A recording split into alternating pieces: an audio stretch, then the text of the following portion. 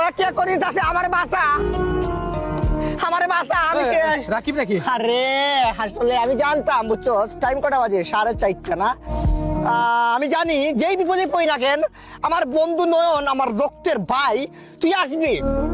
তুই যে কোনো বিপদে পড়ি নয়ন তুই সব সময় আমার সামনে থাকবে, এটা আমার দীর্ঘ বিশ্বাস। আমি মানি, কারণ ওই যে ছোটবেলা রক্ত দিয়ে বন্ধুত্ব বাতাইছিলাম। আরে বেটা তুই যে পয়রা গেছিস আর বিপদে পড়ছিস এই জন্য আমি আসি নাই। আমার কালকে একটা ম্যাচ চুরি হয়েছে আর উপযুক্ত প্রমাণ সহকারে আমি আদালতে গেছিলাম, আদালতে রায় দিয়েছে যে সেই ম্যাচটা তুই চুরি করছিস। সারি মার কি সালার কাল লাগা কি করলাম সারা জীবন, ধর কাল লাগা কি করলাম, কি ম্যাচ লাইট কতটা কইবো হায়েস্ট, সানলাইট ওটা না, হলুদ কালারের সানলাইট ওটা না তোর, ওর প্যাকেট চেক কর। কার প্যাকেট? ওর প্যাকেট? আরে ভাই প্রমাণ সহকারে আর তো কারো পকেট চেক করা লাগবে না। বিশ্বাস সিসিটিভি ক্যামেরা, সিসিটিভি ক্যামেরা না, মানুষের মানে ডাইরেক্ট ক্রায় ঢাকা হাইকোর্ট থেকে। এই আজকে এক সপ্তাহ থেকে দেখতাছি তুই আমার সাথে নয়নের কি একটা ঝামেলা বাড়াইতে যাইতেছস।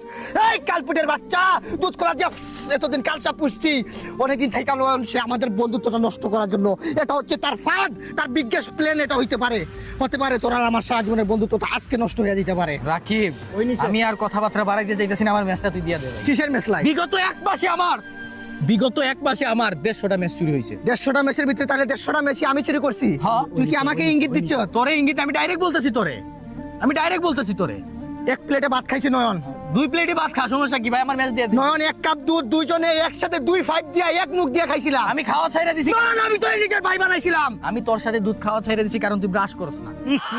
অন্ধ মুখে। হ্যাঁ ভাই ম্যাচটা দিয়ে দে। ভিতরে ফাটলটা ধরাই আসছ তুই না, এই কালপিট তুই ধরাইছত না, মনে রাখিস। তুই আজকে একটা কথা বলে গেলাম, ঠিক দুপুর 3টায় না, আজকে ঠিক সন্ধ্যা 7টার সময় স্টোরিটা তুই চেক দিবি। এই স্টোরি না ভাই নয়ন, তুই আবারও বুঝিয়ে দিলি বাপ মরলে মাথা লয়।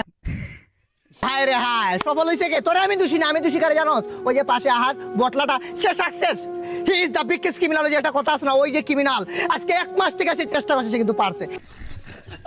সালারে একটা মেসলাইট যদি চুরি আমার বাবাকে 20 টাকা আমাকে দিতে পারবো না?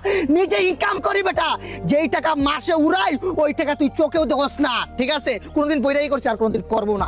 একটা কথা বলি বাবা, মেসলাইট আমি নেই না জীবনে, তুই জিনিসটা আমার শিখি নাই। কি সালাইট না হলুদটা, এইটা বারবার বলছিলাম নয়ন ভাই আমি নেই নাই, এই লাইটটা না নেই নাই, দেখ তুই বিশ্বাস করাইতে পারছিস, তোর বিশ্বাস করাইতে পারে নাই।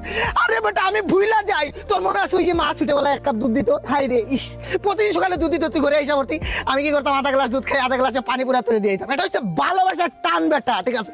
যেদিন শুনছি না তোর কিডনি ড্যামেজ, এই কথা আজ পর্যন্ত কেউ বলে নাই রে। তোর কিডনি কে দিছে জানোস? এই রাকিব দিচ্ছে বেটা, এইখান থেকে কিডনিটা দিছিলাম, গিরা থেকে ছুটে কিডনিটা দিয়ে দিছি, হারতে পারি নাই। দেখ তেরি ঝলক শরীফি, হারতে পারি গুইরা বিরা। একটা কথা বলি, বন্ধু বান্ধব একটা লাইন বলি তোরা, ঠিক আছে?